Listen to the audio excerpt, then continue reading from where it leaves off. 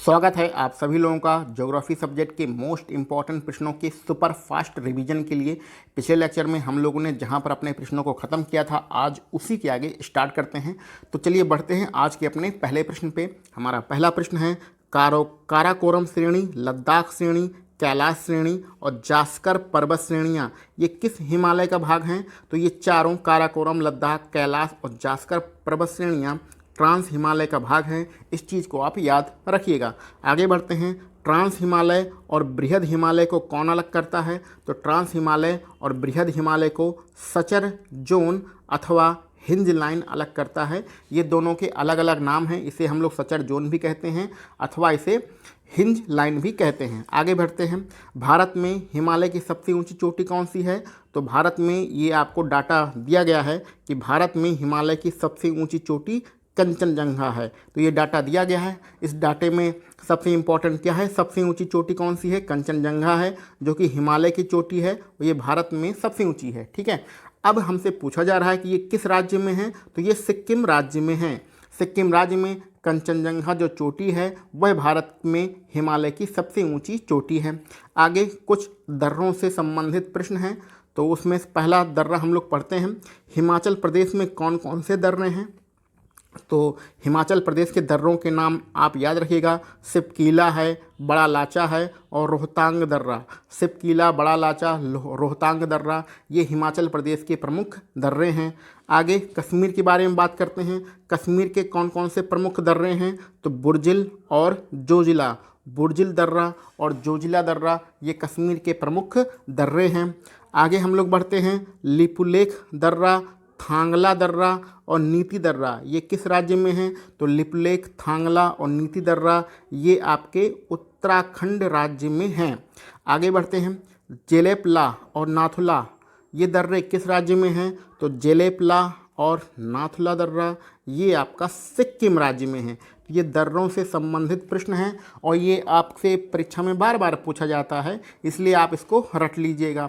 अब यहाँ पर यह भी पूछा जा सकता है कि अरुणाचल प्रदेश के प्रमुख दर्रों का क्या नाम है? तो जो अरुणाचल प्रदेश है उसके प्रमुख दर्रे बोमडिला, बुमला, दिफी और यांग्याप है। यांग्याप, दिफू, बुमला और बोमडिला ये चारों अरुणाचल प्रदेश के प्रमुख दर्रे हैं। आगे बढ़ते हैं। मध्य हिमालय या इसी का दूसरा नाम है लघु हिमालय के दक्षिण में क्या है? तो मध्य हिमालय और लघु हिमालय के दक्षिण में महान हिमालय है। ठीक है। तो महान हिमालय कहाँ है? मध्य हिमालय और लघु हिमालय के दक्षिण में महान हिमालय स्थित है। आगे बढ़ते हैं। कुछ हमारे घाटियों के नाम लिखे गए हैं, जैसे कि पीर पंजाल कहाँ पर है? जम्मू कश्मीर में है। धौलाधर कहाँ पर है? हिमाचल प्रदेश में है। और महाभारत श्रेणियाँ कहाँ पर हैं? नेपाल में हैं। ये जो इतनी श्रेणियाँ हैं, पीर पंजाल श्रेणी जम्मू कश्मीर, धौलाधर श्रेणी हिमाचल प्रदेश, महाभारत श्रेणी नेपाल, ये किस हिमालय के भाग हैं? तो ये लघु हिमालय या मध्य हिमालय के भाग हैं। तो लघु हिमालय जिसको हम लोग मध्य हिमालय भी कहते हैं, उसकी प्रमुख श्रेणियाँ पीर पंजाल श्रेणी है जो कि जम्मू कश्मीर में, धौलाधर श्रेणी है जो कि हिमाचल प्रदेश में और महाभारत श्रेणियां हैं जो कि नेपाल में।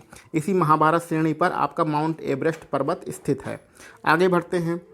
पीर पंजाल और बनिहाल, ये पीर पंजाल दर्रा है और बनिहाल दर्रा है, ये किस हिमालय पर स्थित हैं? तो ये मध्य हिमालय पर स्थित हैं। आपको पता होना चाहिए हिमालय को 4 भागों में बांटा गया है।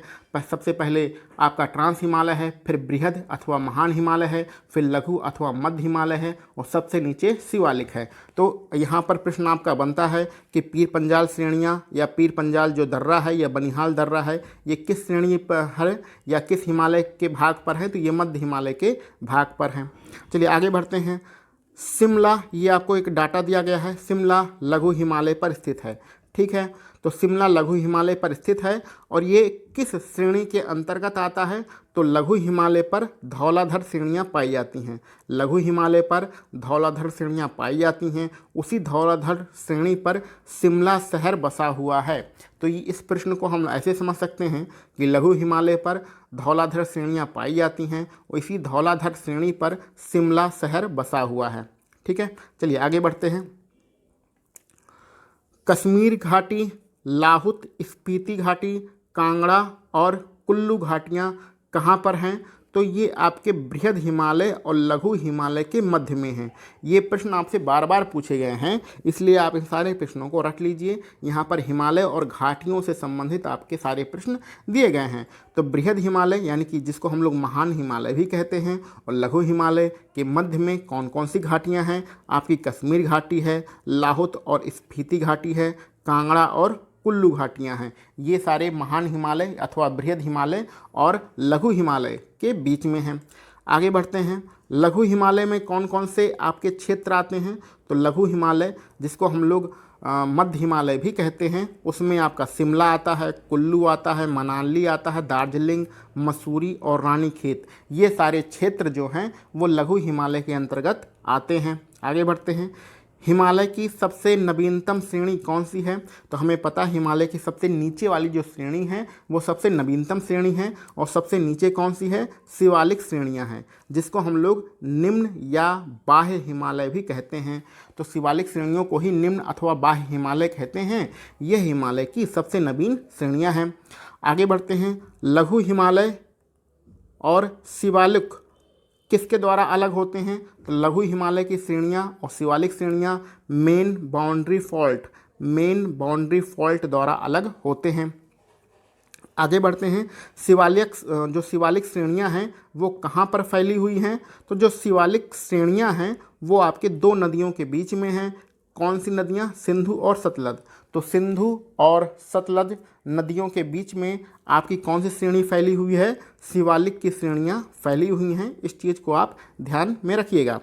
आगे बढ़ते हैं। लघु हिमालय और शिवालिक श्रेणियों के बीच में कई घाटियाँ पाई जाती हैं, जिन्हें पूर्व में और पश्चिम में क्या कहा जाता है?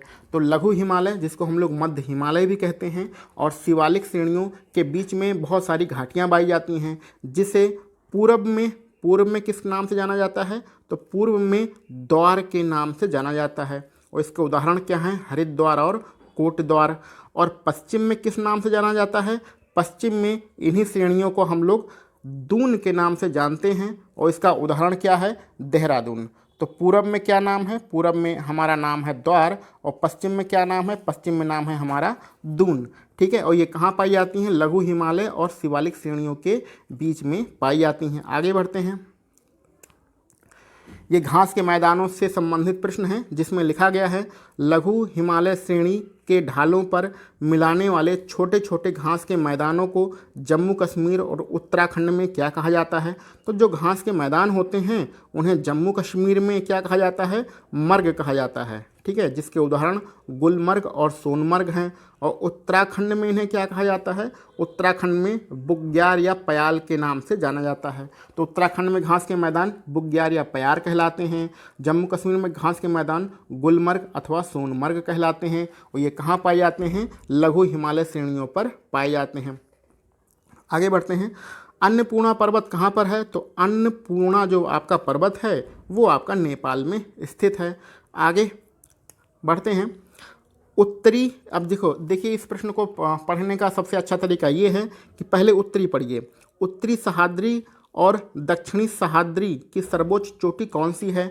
तो इसको अलग अलग करके पढ़िए। पहले उत्तरी पढ़िए। उत्तरी सह्याद्री की सर्वोच्च चोटी कलसूबाई है, जो कि कहाँ पर है? महाराष्ट्र में है। तो उत्तरी सह्याद्री की सर्वोच्च चोटी कलसूबाई है, कहाँ पर है? महाराष्ट्र में। अब दक्षिणी वाला पढ़िए। दक्षिणी सह्याद्री की सर्वोच्च चोटी कुद्रेमुख है।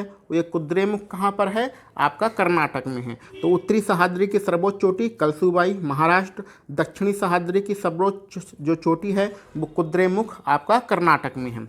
आगे बढ़ते हैं। महाबलेश्वर क्या है और कहाँ पर है? तो महाबलेश्वर एक पर्वत है जो कि महाराष्ट्र में है। अब ये किस चोटी पर है? ये उत्तरी सह्याद्री की दूसरी प्रमुख चोटी है। तो जो उत्तरी सह्याद्री आपका पर्वत है उसकी दूसरी प्रमुख चोटी कौन सी है? महाबलेश्वर पर्वत है। ठीक है, जिसका हाईएस्ट पॉइंट यानी उच्चतम बिंदु का क्या नाम है? तो इसके उच्चतम बिंदु का नाम है यानी हाईएस्ट पॉइंट का नाम है बिल्सन पॉइंट।